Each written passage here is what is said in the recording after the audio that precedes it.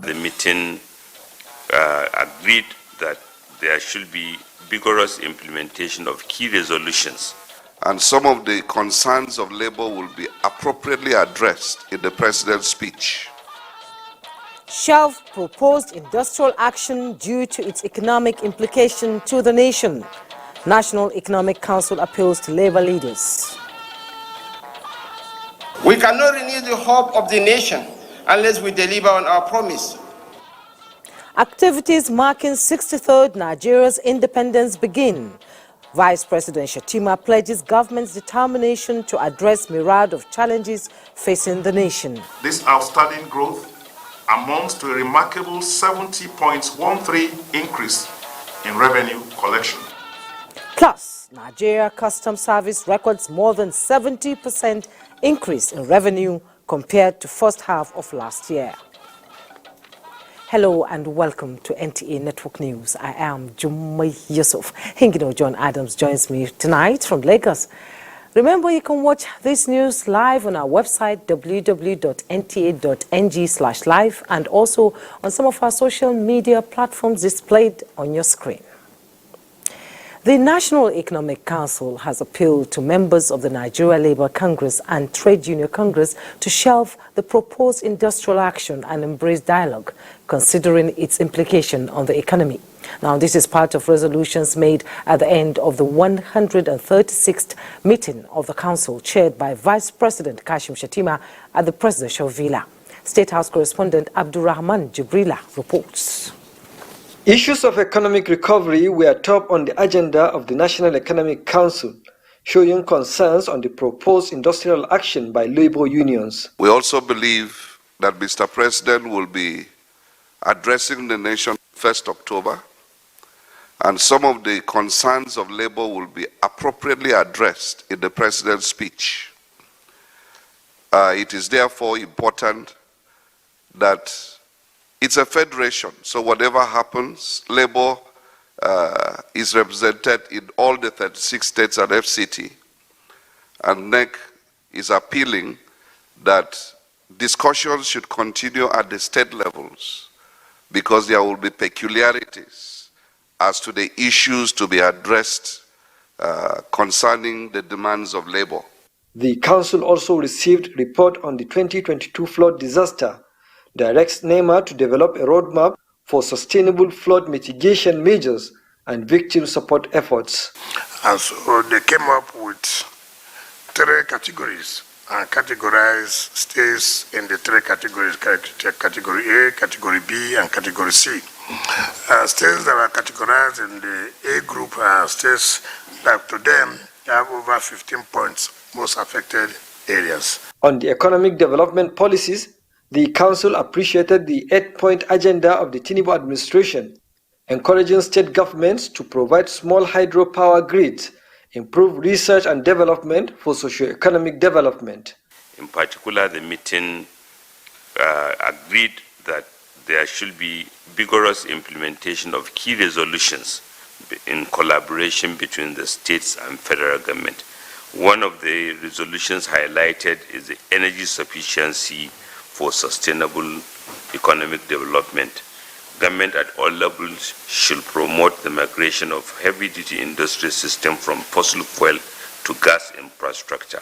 Other areas of concern the Council discussed are ways to improve on infrastructure, foreign exchange, rising cost of governance, infrastructure deficit, declining production of oil, and ways to improve procurement processes, as well as the creation of benchmark on prices. We tag critical expenditures, especially those that will have long-term multiplier effects, and also to achieve and sustain full cost of electricity tariffs that we continue to see in the country. I appreciate the federal government on the prizes given to the members of the council on maize, if you compare to the current prices in the market.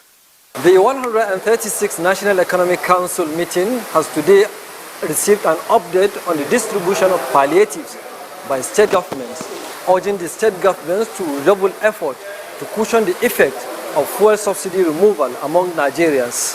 From the State House, Abdurrahman Jibrila, NTA News. The federal government says the renewed hope agenda of the present administration will work out modalities in dealing with the myriad of challenges in social and economic sectors confronting the nation. Vice President Kashim Shettima gave the assurance at a public lecture to mark Nigeria's 63rd independence anniversary at the Banquet Hall, Presidential Villa, Abuja. Again, let's join State House correspondent Abdurrahman Jibrila for the report. Here we gather to honor Nigeria's journey to redefine its destiny. Today we stand on the precipice of history to reflect upon a nation that has defied the predictions of doomsayers, a nation that has become the metaphor of resilience. Over the past 63 years, we have not only survived, but thrived because of our collective resolve, our commitment to progress, and the enduring spirit of unity that binds us together. Actualizing the vision of renewed hope for socio-economic development through effective leadership is the theme of the Nigeria at 63 lecture. The economic potentials of Nigeria, Vice President Kashim Shettima said, will be achieved through formulation and implementation of government policies and programs that are realizable towards the nation's aspiration of becoming one of the 20 largest economies of the world by 2030. We cannot renew the hope of the nation unless we deliver on our promise to drive food security and eradicate poverty. We cannot foster economic growth and nurture job creation unless we facilitate access to capital, enhance national security, and optimize the business environment for our enterprises. We are going to uphold the rule of law and fight corruption to design the Nigeria of our dream. We can't achieve any of these unless each citizen remains a strategic partner in pursuit of our ultimate national interests. We have no excuse to the Nigerian people that we cannot be able to succeed, particularly at this very trying time. We have people from the other side that are willing to come to us. And we are people as well who are willing to also go to that side for us to harmonize, to partner, to collaborate in ensuring that the Nigerian people get the best out of us. Let me assure you that beyond the celebration of the 63rd independence anniversary, the Office of the Secretary to the Government of the Federation has a coordinating point for implementation of policies and decisions of government that has made full arrangements to document and carry forward the critical outcomes of the symposium to the highest level of political leadership. The 8-point agenda are food security, poverty eradication, economic growth, job creation, access to capital, inclusion, rule of law, and fighting corruption.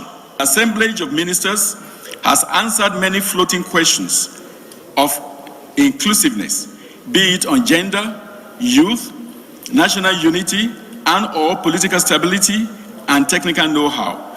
His cabinet setup has recognized the enormous potentials of certain sectors for the economy. Panel of discussants, moderated by a veteran broadcaster, Cyril Stover, expressed the lead paper which touched on public service, security, education, agriculture, and other sectors. The outcome of the discussions, government says, will be extended to civil societies, the labor unions, and the academics to enable the nation harness the best and most viable options for socio-economic development. From the State House, Abdurrahman Jibrila, NTA News. Meanwhile, the federal government has declared Monday, October 2nd, 2023, public holiday in commemoration of the 63rd anniversary of the nation's independence. In a statement, the Minister of Interior, Olubunmi Tunji-Ojo, congratulates Nigerians at home and abroad, assuring Nigerians of government's continuous commitment towards tackling challenges facing the country.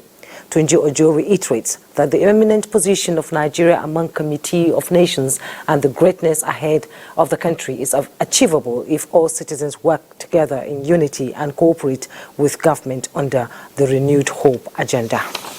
Now let's bring you up to speed with other news. The Ministry of Labour and Employment has disowned reports circulating online and its conventional media claiming that the president will announce wage awards and palliatives to workers during his October 1st Independence Speech Day. The report, which is said to have emanated from a purported interview with the Director of Information at the Ministry, also claimed that last-minute meeting has been scheduled for Tuesday between federal government and Labour to avert the proposed strike. Director of Information Olajide Oshundu, in a statement, categorically states that the report is false and misleading, as at no time did he make such disclosure to the media. The ministry enjoins the public to ignore the fake story. To legislative matters now, the federal government has been employed to take urgent steps to reconstruct failed roads in the southeastern zone. This was when some federal lawmakers from Enugu State paid an inspection visit to the collapsed bridge at New Artisan Axis of Enugu Port Harcourt Expressway. Chika Ugo has the report.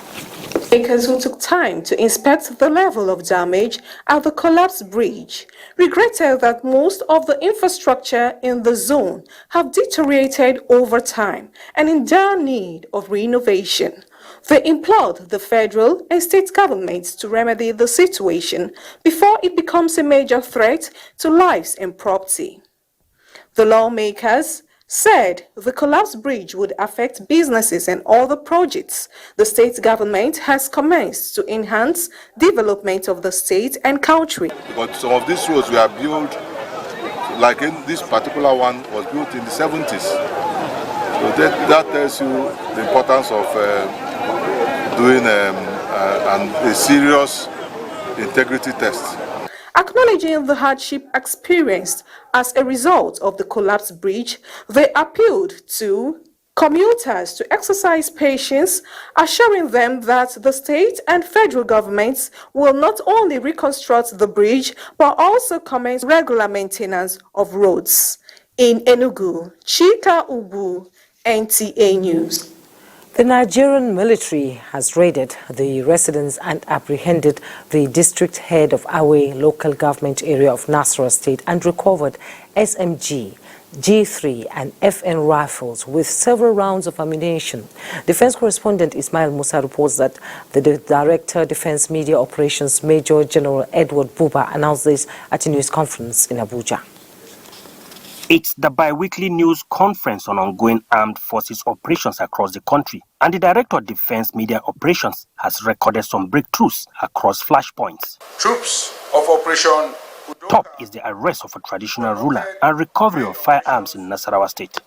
Troops raided and apprehended the district head of Awe local government area of Nasarawa State. During operations, troops recovered one submachine gun, one G3 rifle, one unserviceable FN rifle, 19 rounds of 7.62 millimeter NATO ammo, and several rounds of 9 millimeter ammo. Similarly, troops raided criminal enclaves in Suleja and Tafa, smoking out high-profile terrorists. During the operations, troops arrested 2 high-profile terrorists, and they are cooperating with ongoing investigations. Details of the recent operations indicate that 91 kidnapped victims were rescued, 184 terrorists arrested, while 191 unrepentant terrorists were eliminated during various operations. Overall, troops of Operation Delta State arrested 59 suspected oil thieves and other criminal elements. They destroyed 38 dugout pits, 21 boats, 57 storage tanks, and 34 illegal refining sites, among others. The defense headquarters enjoined Nigerians to see the ongoing manhunt against criminals as a collective responsibility. From the defense headquarters in Abuja, Ismail Musa, NTA News. A valuable document to aid parenting for peace has been presented to the public. Elizabeth Omorie reports that the document launched by the Ministry of Women Affairs in conjunction with USAID and Mercy Corps is expected to serve as a guide for families, educational institutions, and Nigerians in the fight against violent extremism. Terrorism continues to pose a major threat to peace and security in most nations across the globe, undermining core values. For these reasons, the Parenting for Peace P4P guide, peace advocates say, will assist in addressing threats of violent extremism from the home front. Minister of Women Affairs and other speakers insist the document will serve as a multi-sectoral response for the youth to have safe and inclusive society. The way you live with your husband in the house equally determines how your children will grow up to be. You have to open up a door for your children to feel free to communicate with you. Don't compare them with any other child. Your child is your child. For the sake of Nigeria, to be one and to be united, to be peaceful, we have to do something on the economic situation of the country. Other peace advocates urge parents and caregivers to be conflict sensitive. They recommend inclusion of the P4P in school curriculum by the Ministry of Education. In Abuja, Elizabeth Omori, NTA News. You're watching NTA Network News. We'll be back shortly. Don't go away. Thanks for joining us. The latest addition to Nigeria's mobile banking space is Kayi application, a financial platform designed to provide Nigerians with alternative transaction options. Musa Abubakar, who was at the unveiling, reports that the app is expected to redefine modern banking and increase financial inclusion in the country. It's another fintech product unveiled here, a secure and innovative Pan-African digital payment platform ready for use. As an innovative product, Kayi app was born out of a vision to revolutionize the financial services landscape in Africa and to fulfill the need for accessible, secure, and customer-centered financial services that cater to the needs of Nigerians as well as Africans. We have built a blockchain-based infrastructure which operates on Internet 2.5, a model that global banking giants are still striving to embrace. This is not just a testament to our innovation, it is a point of pride for Nigeria and the entire Africa. And we are employing Nigerian youth, 8,900 from each ward in this country. We have already started from Kano, Kaduna, Jigawa, and Katsina. 1,076 are employed. The app enables access to loans and allows cross-border transactions. When we have a strong financial inclusion in society, you can also foster entrepreneurship, and there's no other way we can grow without entrepreneurship. Small businesses with financial inclusion can gain access to credit, they can better manage their flows, and this can help them to grow their businesses. And as they grow their businesses, they create job opportunities as well. Like most apps, Kayi is available in App Store for download and use. Investors here are hopeful that application will boost financial inclusion and empower small and medium-scale enterprises. In Abuja, I am Musa Abubakar, NTA News. The 18th Abuja International Trade Fair opens with government and the private sector committing to intensifying efforts towards better coordinated and generous interventions aimed at ensuring businesses thrive. Benny Adams reports that more than 50 business interests from across the world have their wares on display as well as ready to render services to clients for the next 12 days. The three sounds of the bell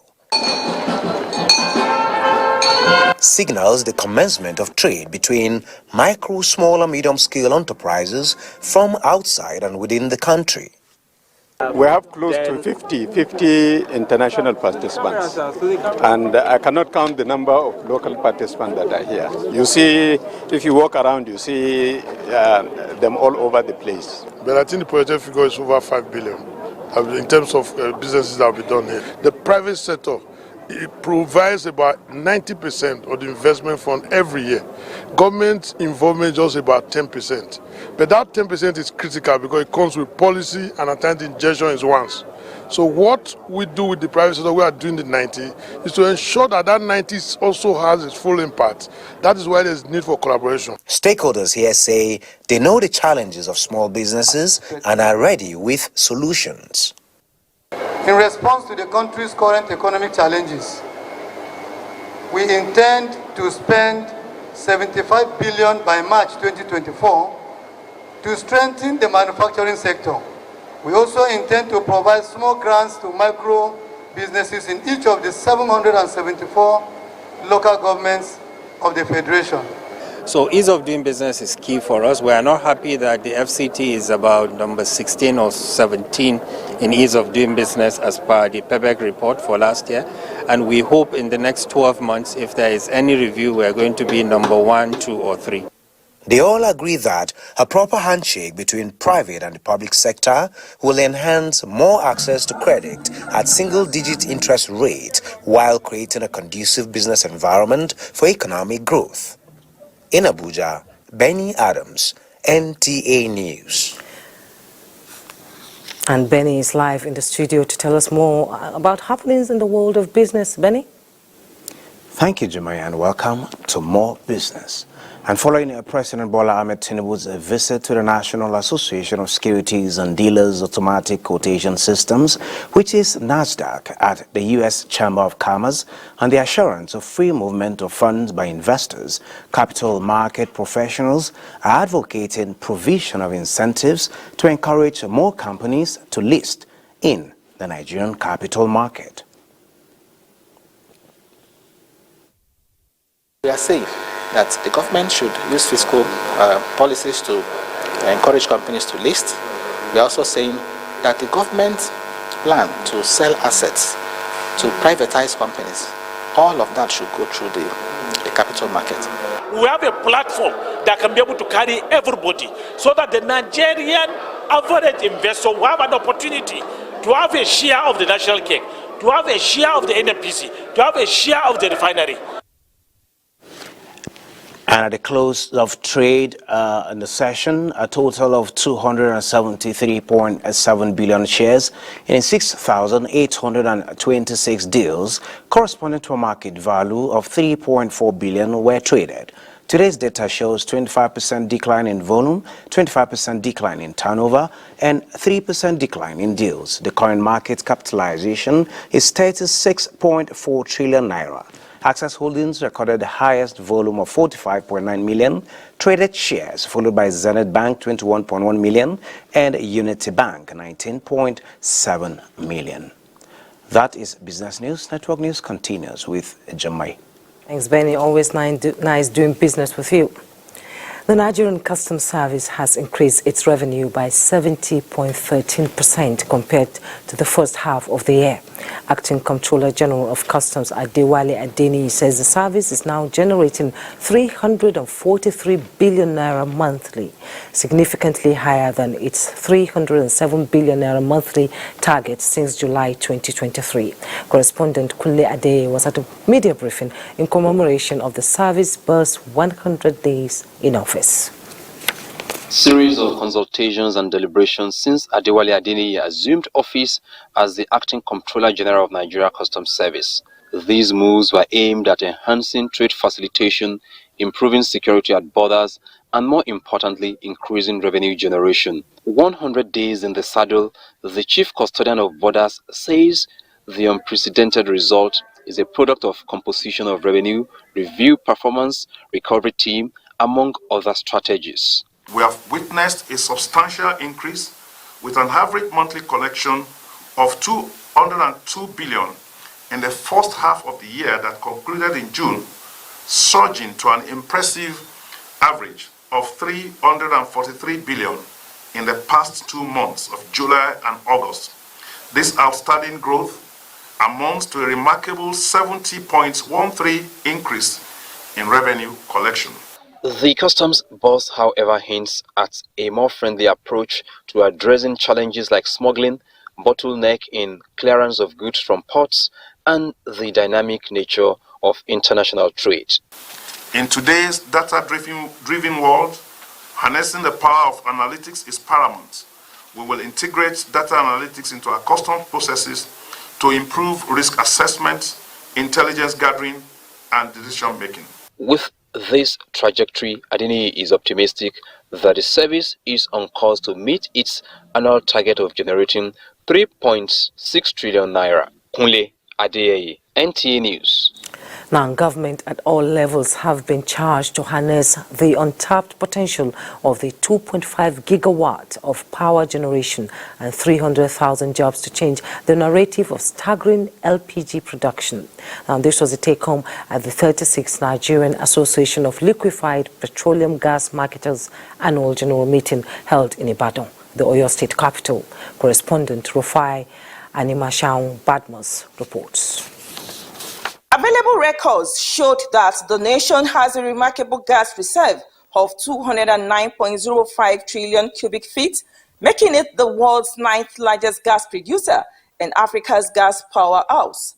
Leveraging on this, the 36th annual general meeting of liquefied petroleum gas marketers brought together gas business marketers, policymakers, and experts to analyze issues in the energy sector. Our focus should be on increasing supply, making the necessary investments in infrastructure, and we'll see that at the last mile, those volumes are delivered.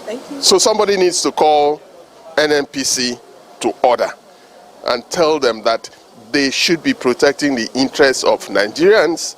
Speakers at the conference also say Nigeria's gas sector grapples with supply-related hurdles requiring strategic collaboration. Increasing and people are embracing gas, then we need to be on our toes. We need to work hard on supply. The effect is telling much on Nigerians, and to a great extent people are now reverting back. The masses are the one using this LPG, and we the marketers are the end users. We are the one that are at the end meeting with the populace. Stakeholders in gas business, however, urged government to prioritize gas as a pivotal transitional fuel and called for strategic collaboration to establish critical gas infrastructure. In Ibadan, Rofia Animation Badmos, NTA News. Ocean pollution and effect on shipping. These and more reports in our Lagos Network Center with Hingino. Hello, Hingino.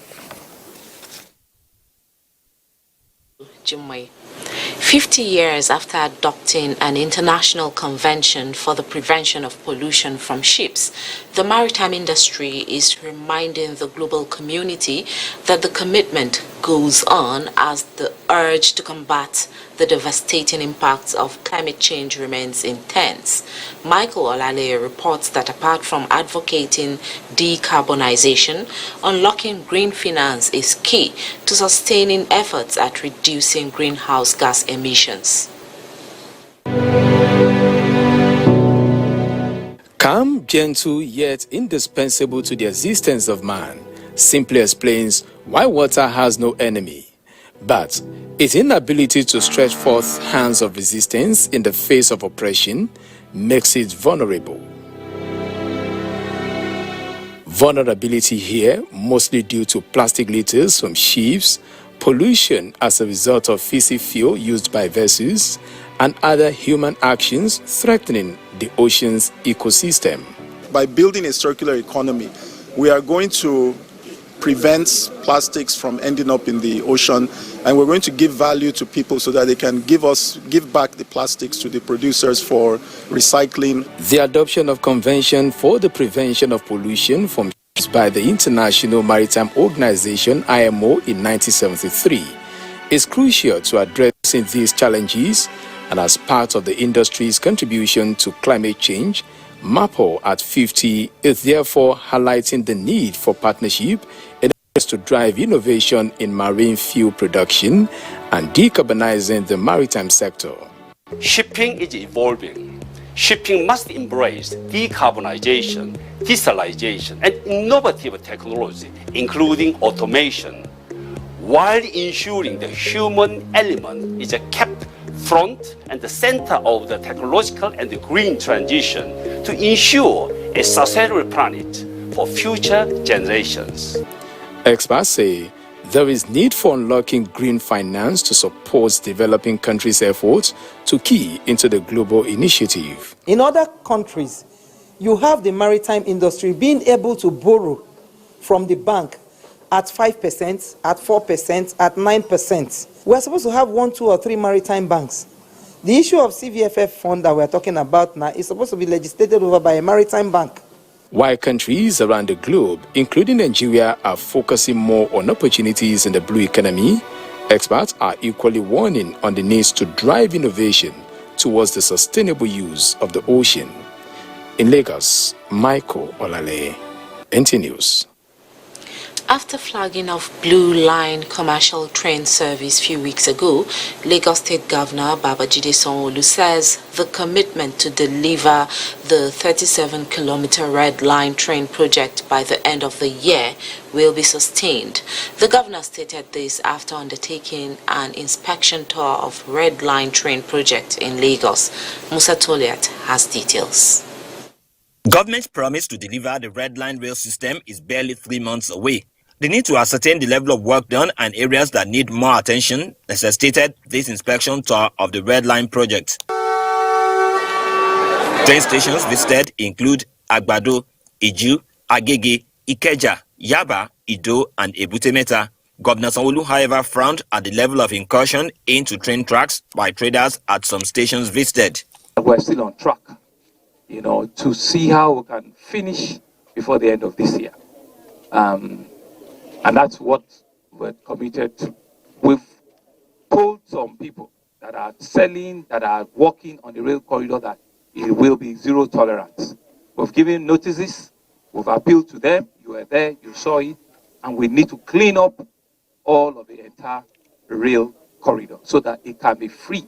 He disclosed that completed vehicular bridges around train stations in Yaba and Ikeja will soon be opened to traffic. What we will be doing, even before we launch the full Red Line, is to give vehicular relief to the citizens. So the first bridge that we're probably going to open will be the Yaba Bridge, which we will do in the month of October. There we will quickly, maybe within a week or two, also go to Ikeja along, and open that big, magnificent bridge as well. The Red Line Metro is a 37-kilometer rail project which runs from Agbado to Marine with 13 stations. In Lagos, Musa Toliat, NTA News. That's our contribution from Lagos. The news will be back after the break. You're welcome back to Judicial Matters now. The Kaduna State Governorship Election Petition Tribunal has dismissed the petition of the People's Democratic Party against the victory of the state governor, Senator Obasani, ruling on the preliminary objection filed by the APC on the late filing of pre-hearing notice. The three-man tribunal in a 2-1 verdict ruled that the PDP petition was deemed abandoned by the petitioners. Dele Atumbi of our Judiciary Desk reports that the tribunal in the main petition of 2-1 ordered a rerun and declared the election inconclusive. The petitioners in this matter are the People's Democratic Party and its candidate Isa Ashiru, challenging the victory of Governor Obasani of the APC. Governor Obasani and his party, as respondent in the matter, raised preliminary objection on the competence of the petition. Ruling on the preliminary objection raised by the respondents, the tribunal in a 2-1 ruled that the petitioners filed the pre-hearing notice behind schedule.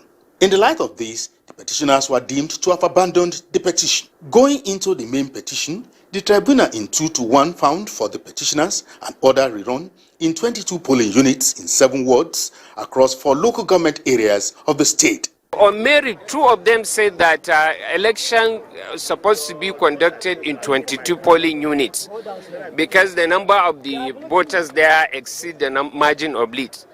But they have said that the PDP wanted it to be declared as the winner of the election. The tribunal said that they have no proof that. They allege that there are corrupt practices perpetrated by APC. They said they have no proof that. So in essence, as of today, the PDP petition is dismissed. The judgment is in favor of inconclusive. Elections were to be conducted in 4 local government consisting of about 14 what? You see, before I say what is my stand with the judgment today is, I'm not happy with the comment of one lawyer who said the governor is removed. No, the governor is not removed at all. The governor can be there until the election in those areas are conducted, or if the governor decides to appeal, or whoever decides to appeal, until the appeals are finally determined. So it's wrong for a lawyer to say that the governor is removed. The governor is not removed. Dele Atumbi, NTA News.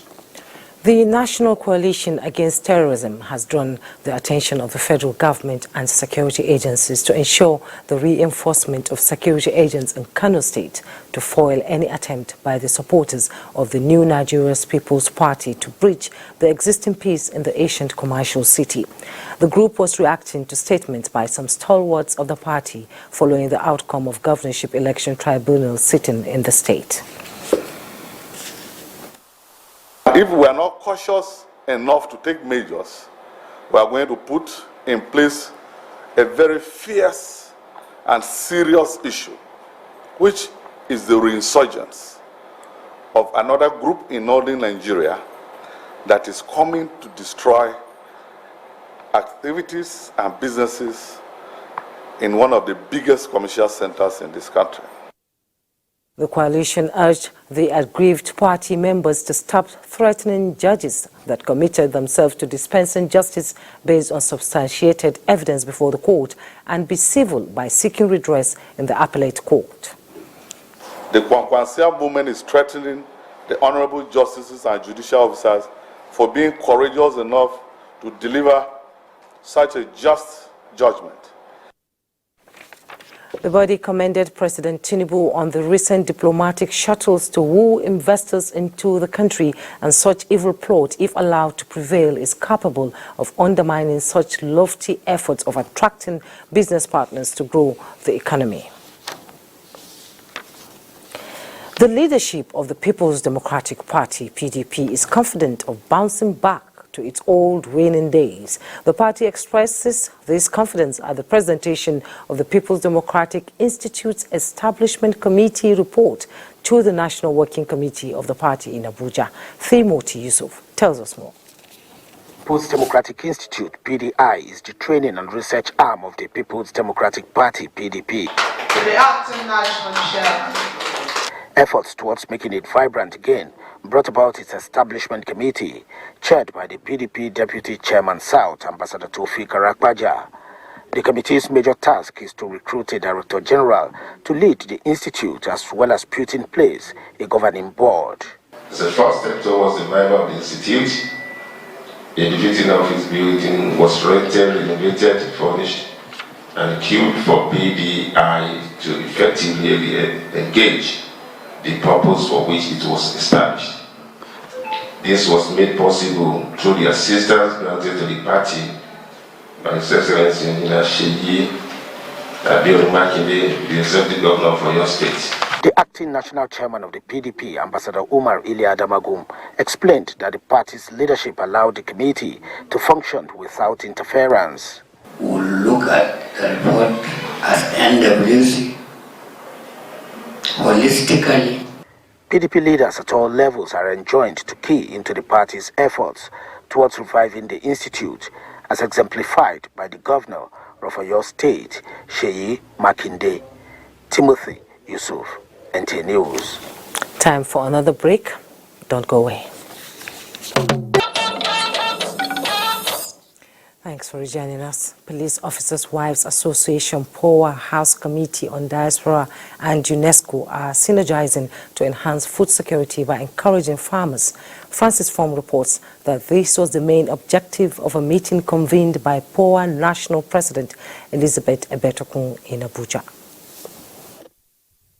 As the president of Power, I am mobilizing 100,000 women to boost the agricultural workforce, strengthening the agricultural value chain to mitigate risks of disorder due to food shortage.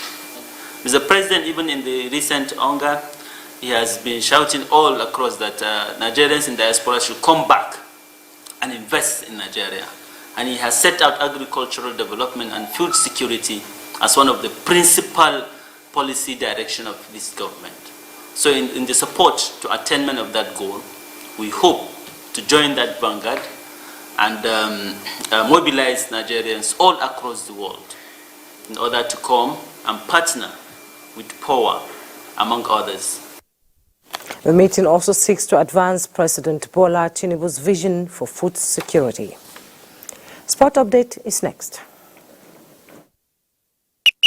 Catching them young there. And that's NTA Network News for today. Thanks so much for watching. I am Jumbi Yusuf.